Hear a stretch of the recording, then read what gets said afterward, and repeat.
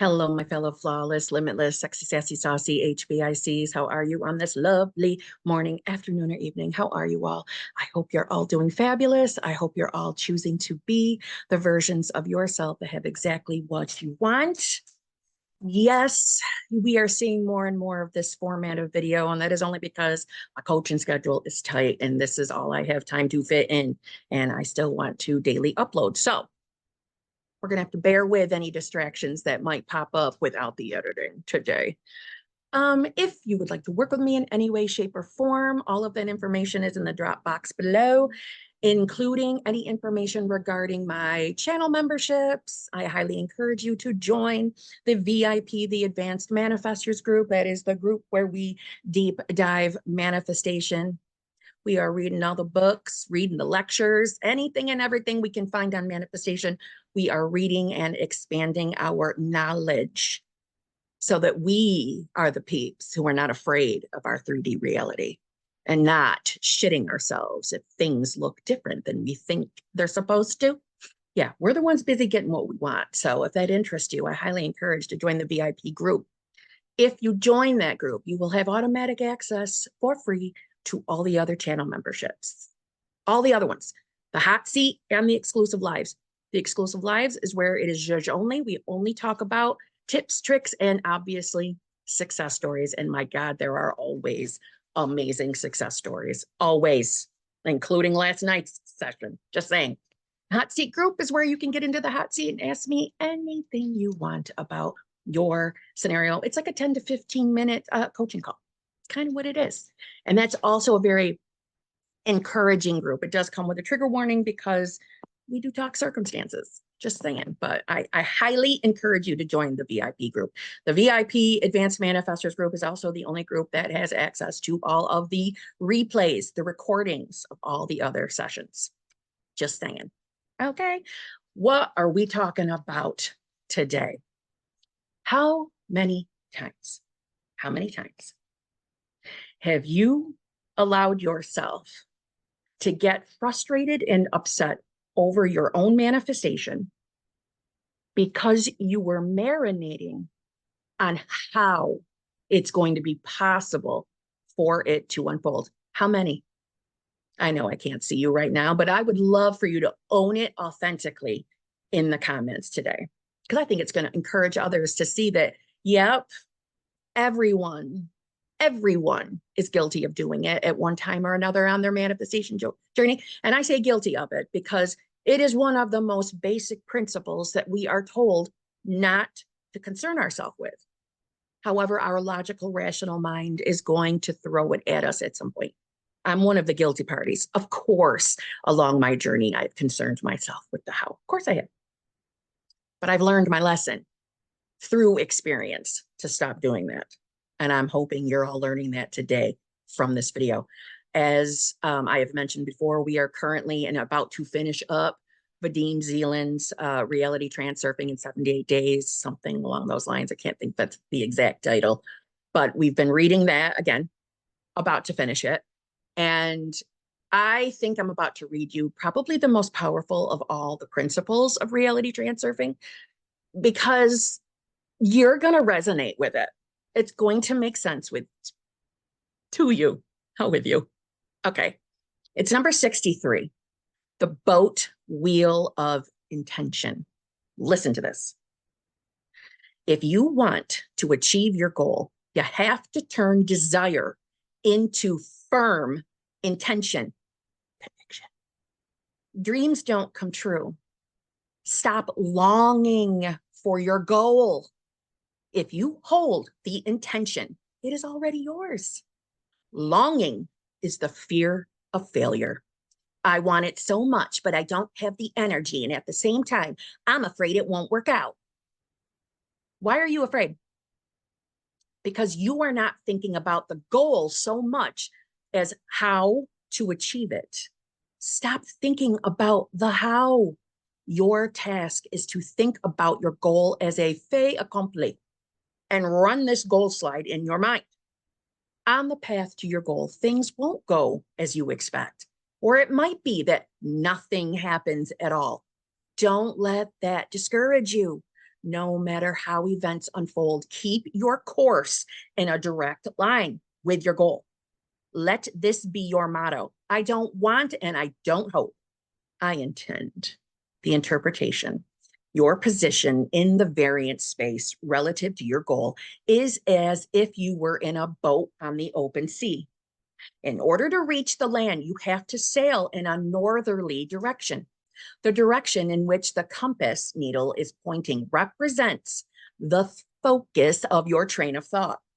All the time that you envisage a mental picture of approaching the shore and stepping out onto dry land, your needle will point where it should.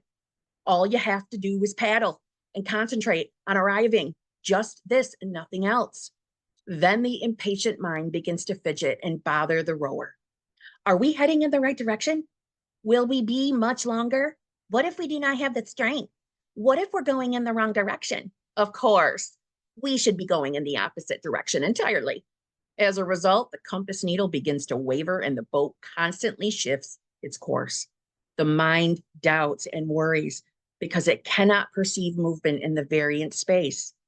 It is used to having the situation under control. The mind will only calm down if you give it a task so that it can understand what it is doing. So tell your mind not to rock the boat and keep the wheel firmly fixed on course. Controlling your train of thought, that is what the mind should be working on. Let's think about that. Let's break that down for a moment. How many of you, as you are currently watching this video, right before you watch the video, were in a place of longing for your manifestation? How many of you?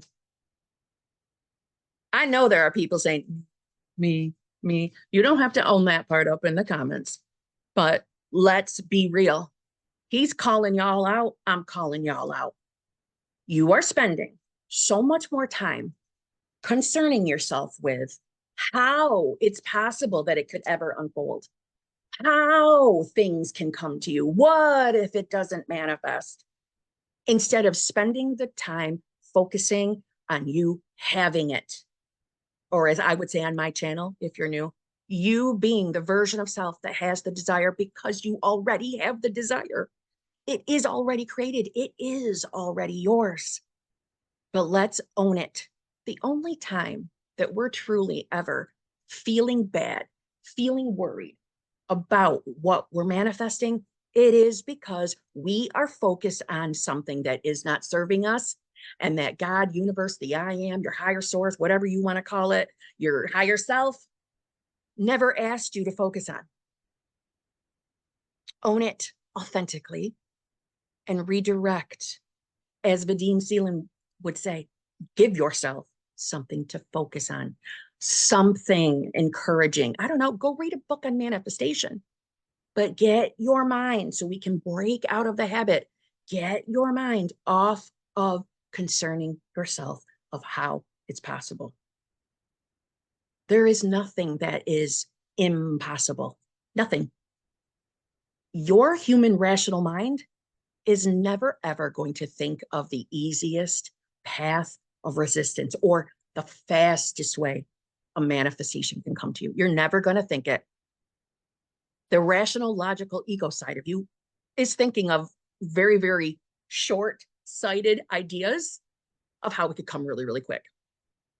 I know it is. My mind used to do the same damn thing.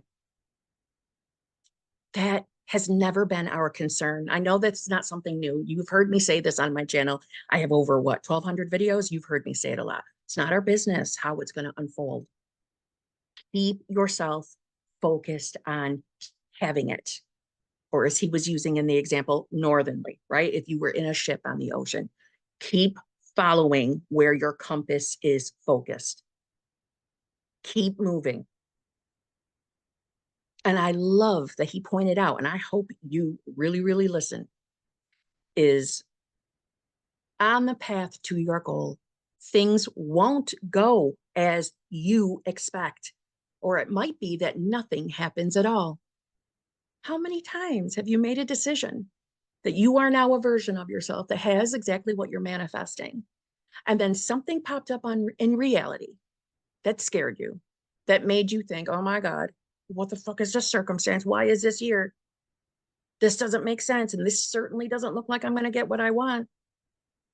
And then we go into a spiral. How many of you have experienced that? I know I was really guilty of doing that. Anytime my 3D looked like nothing was happening, or if the opposite was happening, that's the first place my mind would go. What am I doing wrong? I know I must be stuck. I think I'm supposed to feel better than I do. I know my mind is doubting. I think I'm focused in the wrong direction too much. I must be messing this up. How many of us are guilty of that?